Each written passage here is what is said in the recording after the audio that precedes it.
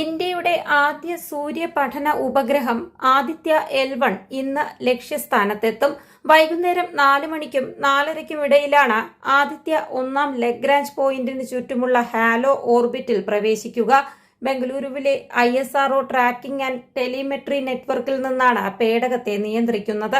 കഴിഞ്ഞ വർഷം സെപ്റ്റംബർ 2-ന് വിക്ഷേപിച്ച പേടകം 126 ദിവസത്തെ യാത്രയ്ക്ക് ശേഷമാണ് ലക്ഷ്യസ്ഥാനത്തെത്തുന്നത്. ദൗത്യം വിജയിച്ചാൽ ഒന്നാം ലഗ്രാഞ്ച് പോയിന്റിൽ ഉപഗ്രഹമെത്തിക്കുന്ന 4ാമത്തെ ബഹിരാകാശ ഏജൻസിയാകും ISRO. 7 പേലോഡുകളാണ് ആദിത്യ L1-ൽ ഉൾക്കൊള്ളിച്ചിരിക്കുന്നത്.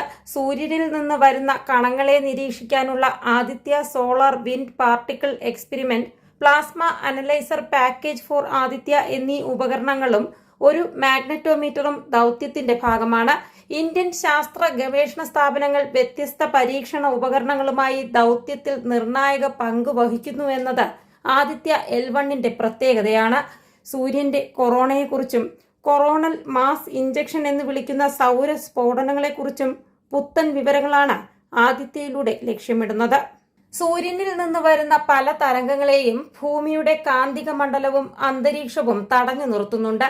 ആ തരംഗങ്ങളെയും കാന്തിക മണ്ഡലവും പഠിക്കണമെങ്കിൽ ഭൂമിയുടെ പുറത്തെത്തണം.